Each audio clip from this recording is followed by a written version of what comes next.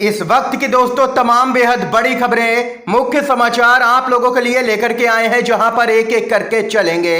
तमाम बेहद बड़ी खबरें, मुख्य समाचार आप तक आगे इसी वीडियो में पहुंचाएंगे। सभी बड़ी खबरें जानना आप लोगों के लिए बेहद ही जरूरी है। तो वहीं दोस्तों, खबरों की तरफ बढ़ने से पहले अगर आप लोग भी खुले तौर पर राहुल गांधी और कांग्रेस पार्टी के समर्थन में खड़े हैं तो अभी इस वीडियो को लाइक करके अपना समर्थन दर्ज करवाइएगा और कमेंट बॉक्स में कमेंट जरूर कीजिएगा, जय हिंद जय भारत। दरअसल दोस्तों, पहली बड़ी खबर आप लोगों को बताते चलें।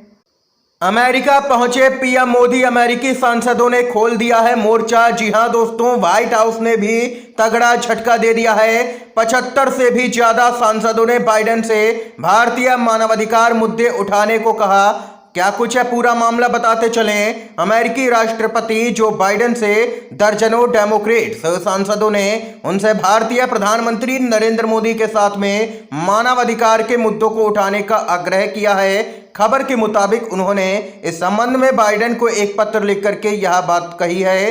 इनकी संख्या करीब 75 बताई गई है, जिन्होंने पूरी तरह से मोर्चा खोल दिया है। अमेरिकी सांसदों ने कहा है कि वे भारत में धार्मिक असहिष्णुता, प्रेस की आजादी, इंटरनेट शटडाउन और सिविल सोसाइटी समूहों को निशाना बनाने को लेकर के काफी चिंतित हैं। बताते चलें, अमेरिकी सांसदों ने अपने पत्र में लिखा है कि हम किसी विशेष भारतीय नेता या राजनीतिक दल का समर्थन नहीं करते हैं। यह भारत के लोगों का निर्णय है, लेकिन हम उन महत्वपूर्ण सिद्धांतों के समर्थन में खड़े हैं जो कि अमेरिकी विदेश नीति का एक प्रमुख हिस्सा होनी चाहिए। ये यहाँ पर कहना है अमेरिका के 75 से भी ज्यादा सांसदों का, और उन सभी ने इस पत्र पर अपने हस्ताक्षर किए हैं, जो कि उन्होंने जो बाइडेन को लिखा है और कहा है कि राष्ट्रपति को प्रधानमंत्री मोदी के सामने यहां पर लगातार मानव अधिकारों की स्थिति जो बिगड़ती जा रही है वो मुद्दा उठाना चाहिए। ये यहां पर दोस्तों इस समय की बड़ी खबर आई। अमेरिका के 75 से भी ज्यादा सांसदों ने मोर्चा खोल दिया है। तो वहीं एक और अपडेट आप लोगों को बताते चलें।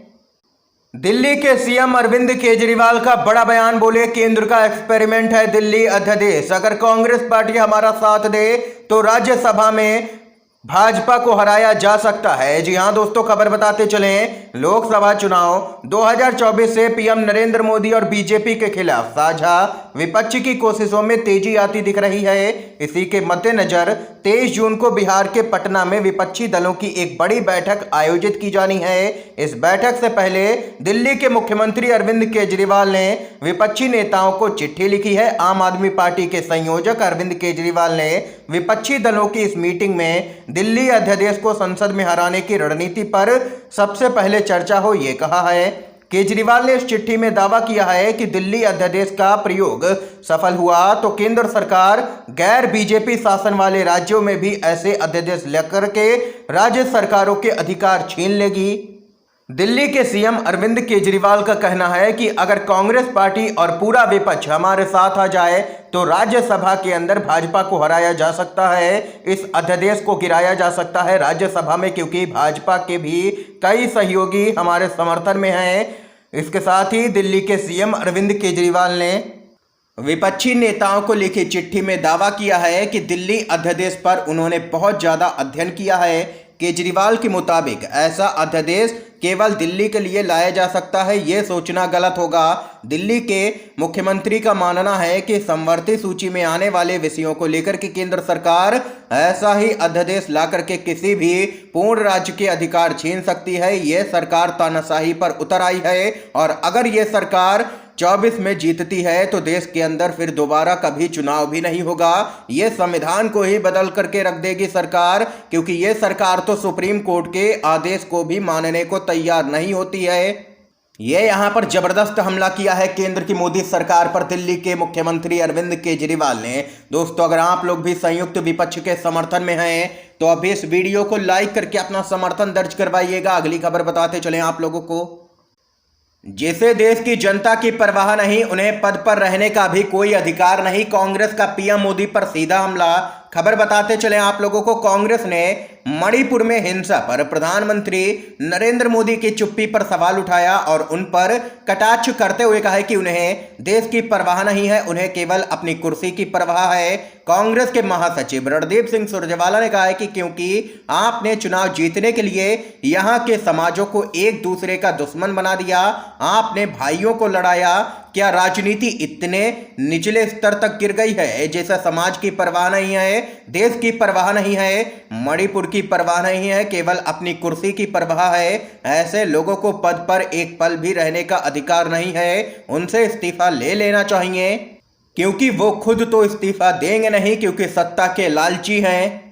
ये यहां पर बड़ा हमला किया है कांग्रेस पार्टी के नेता रणदीप सुरजेवाला ने सीधे तौर पर पीएम मोदी पर। दोस्तों, आप लोगों की क्या कुछ राय है पूरे मामले को लेकर के? अपनी राय कमेंट बॉक्स में कमेंट करके जरूर बताइएगा। इस बीच एक और खबर आप लोगों को बताते चलें। राहुल गांधी के खिलाफ तमाम साजिशों को नाकाम करेंगे कांग्रेसी मुख्यमंत्री। 2024 के लोकसभा चुनाव से पहले कर्नाटक के मुख्यमंत्री सिद्धारमैया ने फर्जी खबरों पर कार्रवाई का आदेश दे दिया है। भाजपा के अंदर हड़कंप मचा है। क्या कुछ है पूरी अपडेट बताते चलें। कर्नाटक के मुख्यमंत्री सिद्धारमैया ने पुलिस विभाग को सोशल मीडिया पर फर्जी समाचार पर कार्रवाई शुरू करने का निर्देश दिया है।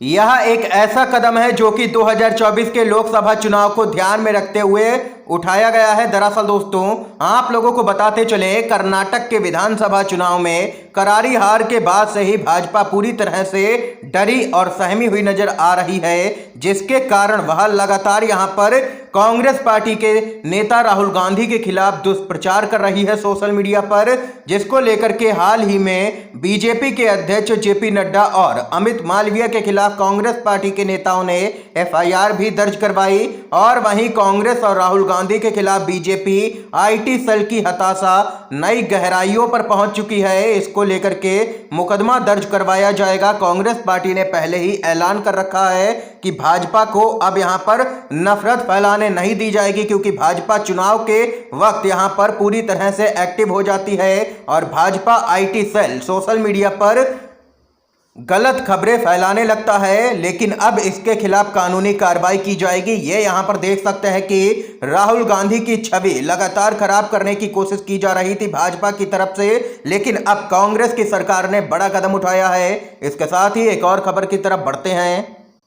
कांग्रेस के अध्यक्ष मल्लिकार्जुन खड़गे ने केंद्र सरकार में खाली पदों को लेकर के साधा है निशाना। दलित विरोधी, आदिवासी विरोधी होने का लगाया है आरोप। अपडेट आप लोगों को बताते चले। कांग्रेस के अध्यक्ष मल्लिकार्जुन खड़गे ने सरकार में खाली पदों को नहीं भरने को लेकर के केंद्र सरकार पर निशाना साधा और उस पर दलित विरोधी, आदिवासी विरोधी होने का आरोप लगाया।